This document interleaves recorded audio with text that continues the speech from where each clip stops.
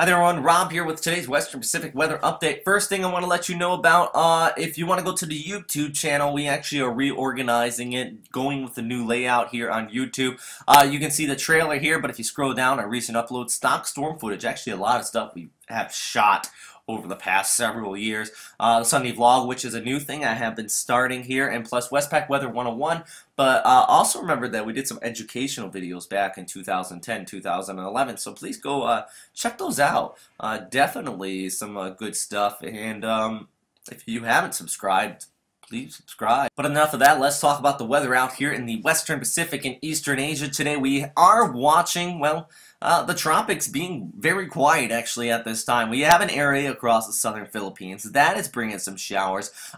Could expect some localized flooding from this one because it has been persistent, and some heavy thunderstorms, like I said, localized with those heavy storms embedded within it. Meanwhile though, if we look out here towards the west, a weak area here, but nothing that you really want to get all too worried about at all. As we pull back the picture and look at the more enhanced IR invisible imagery here, you can see that area pushing across the Philippines. Borneo, though, as well, and much Malaysia also getting impacted by the southwest monsoon, the intertropical convergence zone continuing to kick up. And plus, look at this, a cyclone just south of, just south of Indonesia. Let's look at the track for this really quick. And at least according to the Bureau of Meteorology, it's going to continue to drift down there towards the south. Don't really expect too much of a threat from this one as far as any activity, especially not in Indonesia or along the west coast of Australia, but definitely still want to keep a very close eye on it if you are on the west coast. But if we take a look at the model outlook across much of Eastern Asia and the Western Pacific here, we can see that the tropics not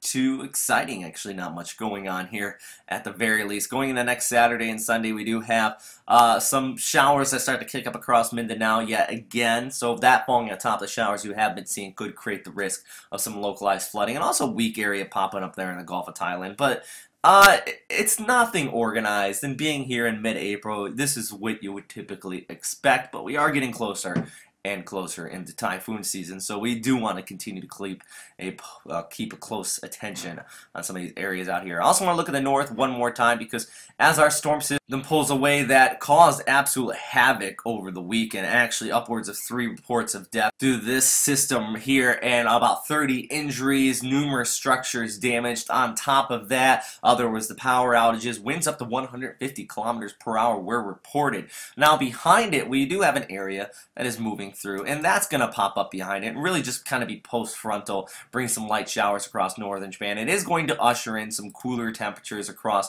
the Korean Peninsula, much of northeastern China. You actually seen some snow. Don't think it's going to put too much of a dent into Tokyo's forecast, or even down here towards the south into Okinawa. That cold air shouldn't descend quite that far, and actually we can see by midweek things start to warm back up. High pressure comes in overhead, sunnier skies, and even up there towards the Korean Peninsula, it cools, or it warms up. This is through the overnight hours. It's obviously going to cool off, but then it starts to warm back up once we get back into the day on Friday and the Saturday. So it's not going to be too significant of a drop off, at least nothing like a cold surge or a cold blast. And the main reason for that is because nothing is going to come in to usher in that cold air. Like I said, nothing too organized really coming out of, well, out of the area here. We do have a weak area actually developing there in the northern Philippines. That's going to stay out over the water and move off towards the east. And then by next weekend, a weak system comes in out of northeastern China, likely bring some snow.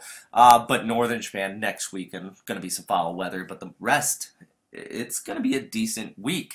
What this is doing, though, is the northerly winds kicking up the yellow sand, so you want to watch out for that. Definitely going to be the risk of some reduced visibility across much of the Korean Peninsula, northeastern China, even extending out over the western Japan. Actually, this is the analysis for 0900 on Tuesday morning. You can see it very thick here in northeastern China, extending over the Korean Peninsula. Expect that to continue to push off there towards the east as those northwesterly winds really continue to push in. Alright guys, that is it for right now. Thanks for watching here at WesternPacificWeather.com. If you have any questions, comments, or suggestions, as always, you can post them in the comment box below. I know a lot of rambling today for really the end point. Not too much really going on across Eastern Asia and the Western Pacific. So please take your time to check out all those other videos that we've been putting together. So have a great day, and thanks for watching.